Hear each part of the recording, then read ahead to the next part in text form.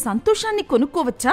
ఎలా అని అనుకోవచ్చు. ఖచ్చితంగా కొనుక్కోవచ్చు. కాకపోతే డబ్బులతో కాదు, మీ ప్రవర్తనలో మార్పులతో. మీరు నిత్యం సంతోషంగా ఉండాలంటే మీ జీవితంలో ఈ కాస్త సమయాన్ని వెచ్చించి ఈ వీడియోలో చెప్పే 9 సూత్రాలు చూడండి. ఆ తర్వాత జీవితంలో వాటిని అమలు చేయండి. అప్పుడు సంతోషం మీ ఇంట్లో ఉంటుంది, మీ ఒంట్లో ఉంటుంది. నిత్య సంతోషానికి 9 సూత్రాల్లో మొదటిది, చిన్న చిన్న సంతోషాలు వదులుకోవద్దు. జీవితం అంటే ఎన్నో రకాల చిన్న సంఘటనలు, అనుభవాల మేళవింపు. అవన్నీ జీవన గమనాన్ని మారుస్తాయి. చిన్న చిన్న మార్పులపై దృష్టి పెట్టి చిన్న చిన్న ఆనందాలను సొంతం చేసుకోవాలి. రెండోది, మంచి స్నేహితులను సంపాదించుకోండి. కొత్త స్నేహితులను సంపాదించటం తేలిక, కానీ సరైన స్నేహితుణ్ణి సంపాదించటం కష్టం. మంచి స్నేహితులు ఆశావాహ దృక్పథాన్ని పెంచుతారు. దానివల్ల చింత తగ్గుతుంది. కనీసం 5 మంచి స్నేహితులను సంపాదించుకోండి. వారు మనస్సులోని బాధను దూరం చేస్తారు. మూడోది, సరదాగా ఉండండి. మీ చుట్టూ ఎప్పుడూ సంతోషంగానూ సరదాగా ఉండే వ్యక్తులు ఉండేట్టు చూసుకోండి. వారి సాంగత్యంలో సంతోషాన్ని సొంతం చేసుకుంటారు. పూర్వం కంటే మరింత సంతోషంగా జీవిస్తారు. నాలుగవది, భయాలను తరిమేయండి.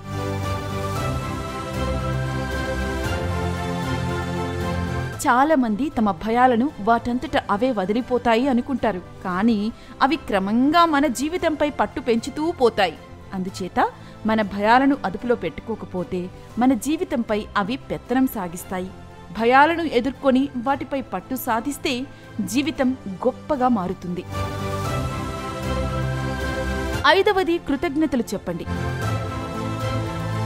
కృతజ్ఞతా భావం మనకి ఆనందాన్ని, ఆరోగ్యాన్ని ఇస్తుంది. జీవితంలో లభించిన మంచి విషయాలన్నింటి పట్ల మనం కృతజ్ఞతను ఏ విషయాల గురించి వ్యక్తం చేశారో, ఎవరెవరికి ధన్యవాదాలు తెలియజేశారో రాసిపెట్టుకోండి. అలా చేయటం వల్ల జీవితంలో మంచి మార్పుకు దారి ఏర్పడుతుంది. అలా రాయటం అలవాటు చేసుకున్నవారు ఆశావహ దృక్పథంతో, ఆనందంతో, ఆరోగ్యంగా జీవిస్తున్నట్లు తెలుస్తోంది. ఆరవది, ఇతరులకు సాయం.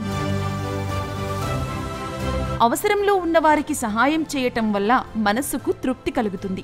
జీవితంలో ఇతరులకు సహాయం చేయటాన్ని విడదీయరాని భాగంగా చేసుకుంటే వచ్చే ప్రతిఫలం ఎంత సంతోషాన్ని ఇస్తుందో తెలుసుకోగలగాలి.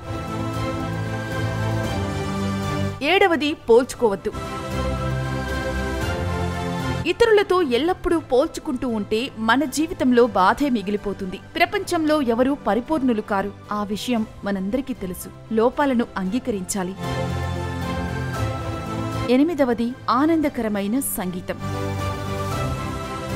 ప్రతిరోజు కొంత సమయాన్ని మనసుకు ఉల్లాసాన్ని కలిగించే సంగీతాన్ని వినడానికి ఉపయోగించుకోవాలి. ఆ సంగీతం వినటం వల్ల మనలో ఉత్సాహం పెరుగుతుంది. నిరాశ తగ్గి ఆశ చిగురిస్తుంది.